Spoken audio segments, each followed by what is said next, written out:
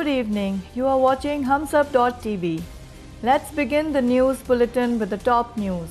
The Election Commission of Pakistan has named Dr. Hassan Askari as caretaker Chief Minister of Punjab. The Election Commission of Pakistan has nominated the analyst and professor as caretaker Punjab Chief Minister after a parliamentary committee failed to reach a consensus over the proposed candidates. Dr. Hassan Askari is a Pakistani political scientist and military analyst, noted for his work in comparative politics, nuclear weapons, and the country's domestic policy. According to Election Commission of Pakistan, the government had suggested Justice retired Sair Ali and Admiral retired M. Zakaullah's names for the post, while the opposition had suggested names of Ayaz Amir and Dr. Hassan Askari. Chief of Army Staff General Qamar Javed Bajwa and United States Secretary of State Mike Pompeo on Wednesday held a phone conversation to talk about various matters, including strategy in South Asia. The Department of State confirmed that in the call made by Pompeo, the two leaders discussed ways to advance the bilateral relations between Pakistan and the US. According to Heather Nauert, spokesperson for the US State Department, other topics included the need for political reconciliation in Afghanistan and the importance of targeting all militant and terrorist groups in South Asia without distinction. The US has also demanded that Pakistan take action against the Haqqani network as well as the Taliban, both of whom threaten and attack the US soldiers in Afghanistan. Pakistan, however, has denied all such allegations, maintaining that it would continue to wage its war against terrorism. The Supreme Court of Pakistan on Wednesday declared as mandatory the submission of an affidavit along with electoral nomination papers. A five-member bench headed by the Chief Justice of Pakistan, Mia Saqib Nisar, was hearing the petition filed by National Assembly Speaker Ayaz Sadiq. All candidates will have to submit the affidavit. All candidates of the National and Provincial Assemblies shall file the said affidavit along with their nomination papers. Such candidates who have already filed their nomination papers shall file the said affidavit with the returning officers by or before 11 June 2018.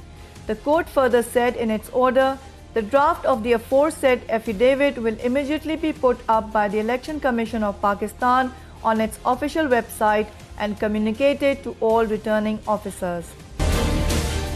Imran Khan's former wife Jemima Goldsmith has said that she will be funding a defamation case of her eldest son Sulaiman Isa Khan against Reham Khan if Reham's book is published in the United Kingdom's jurisdiction.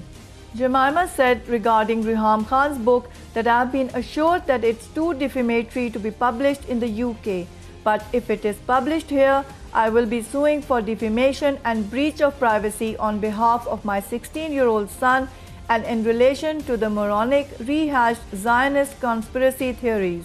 PTI source confirmed that Reham's manuscript is not defamatory about Jemima, and Reham was perhaps aware that Jemima could pose challenge to her through courts. Legal experts said that of all the people who have threatened to take action against Reham, only Imran Khan's son could have a strong claim, as he himself has not issued a statement, and his claim of breach of privacy relating to the phase when he was only 16 years old. The National Accountability Bureau approved an inquiry against former Prime Ministers Nawaz Sharif and Shahid Khaqan Abbasi over alleged misuse of power regarding a liquefied natural gas terminal project.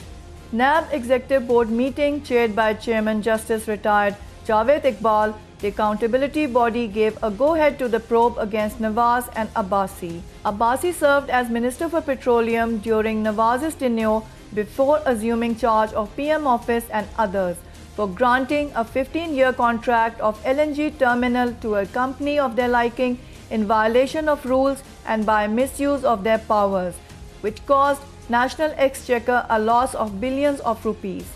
The Accountability Bureau also approved probe against former Sindh Chief Minister, former Secretary, officers of the Sindh Culture, Tourism and Antiques Department and others over allegations of misuse of authority, violating the Code of Conduct to issue contracts during Sindh Cultural Festival in 2014, which allegedly caused losses of 127 million rupees to the national exchequer. Senior politician Rasool Bakhsh Palejo passed away early morning after a prolonged illness. A leading human rights lawyer, Palejo was the founder and chairman of Awami Tehreek, a progressive party. At the time of his death, he was under treatment at a private hospital in Clifton. He was born on February 21, 1930, in the village of Mangar Khan Palejo, Jangshahi, Thatta. Palejo was a writer and also served as a Supreme Court lawyer. He received his early education in the village while he enrolled in Sindh Madrasatul Islam in Karachi for his secondary education, from where he graduated with a law degree. He formed the Awami Tehreek Party in 1970 and is also considered to be a founding member of the Awami National Party, Sindh Qaumi Ittihad and Sindhi Adabi Sangat. The veteran politician also spent 11 years of his political life in various prisons, with most of his prisoner life spent in Kot Lakhpat Jail, Punjab during 1980. Former Prime Minister Nawaz Sharif has decided to submit a response in the Asghar Khan case. Earlier, a three-member bench headed by Chief Justice of Pakistan, Justice Saqib Nisar, directed 31 respondents, including Nawaz Sharif and Javed Hashmi, in the Asghar Khan case to submit written replies by June 9. The sources have confirmed that Barrister Munawar Iqbal Duggal will represent the Pakistan Muslim League Nawaz leader in the case. On June 2nd, the Supreme Court had issued notices to Nawaz and senior politician Javed Hashmi, as well as 19 other civilians named in the case, to appear before it on Tuesday. However, Nawaz did not appear before the court. Attorney General told Nawaz Sharif will be represented by his lawyer, adding that former Premier is looking for a legal counsel to represent him. The court granted time to Nawaz Sharif to seek a legal counsel in the case.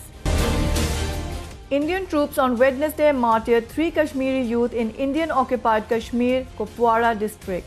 According to reports, the troops killed the youth during a cordon and search operation in Manchil area of the district. Last month, 14 Kashmiris in different districts of the country were martyred in an act of state terrorism by Indian troops in Indian-occupied Kashmir's Shopian district. The Senate had also unanimously passed a resolution strongly condemning in indisputable terms the reign of terror unleashed by Indian forces in occupied Kashmir.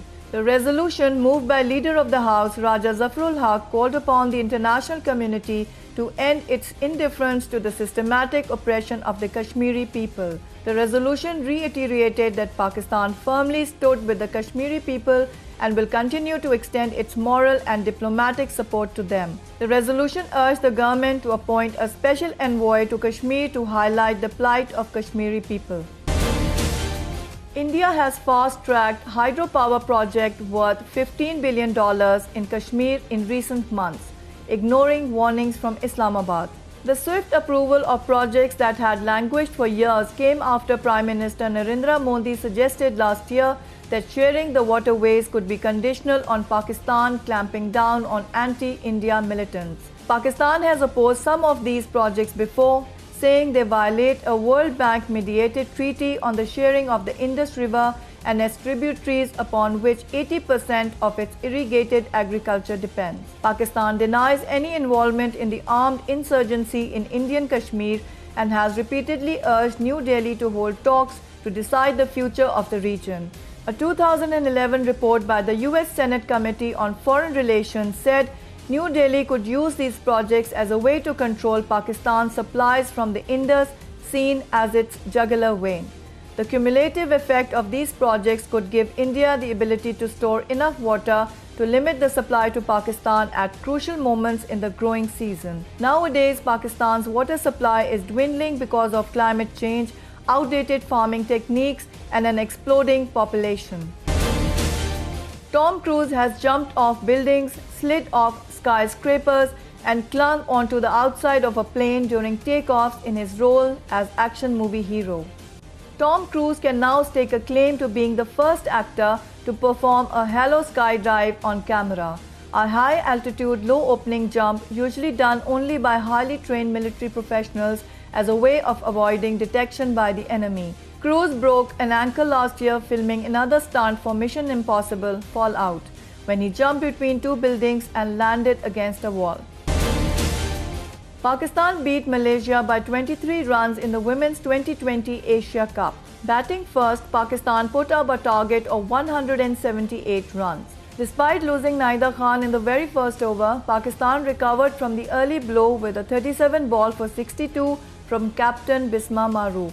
In reply, the Malaysian women team crumbled to a paltry 30 all out in 18.4 overs, with Dar picking up 4 wickets for Pakistan to record a 147-run win. The win against Malaysia puts Pakistan top of the table with a fantastic net run rate. Pakistan's next game will be against India on Saturday, June 9th. Women's T20 Asia Cup tournament is being held in Malaysia under the aegis of the Asian Cricket Council. Pakistan has twice reached the finals of Women's Asia Cup.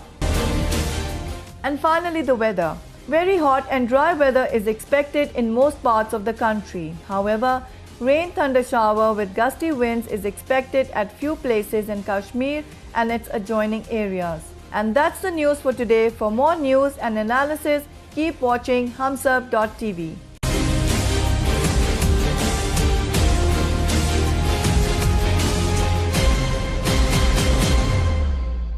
Please subscribe to Humsab TV and hit the notification icon on the screen to get the latest updates of our channel. Thank you for watching Humsab TV.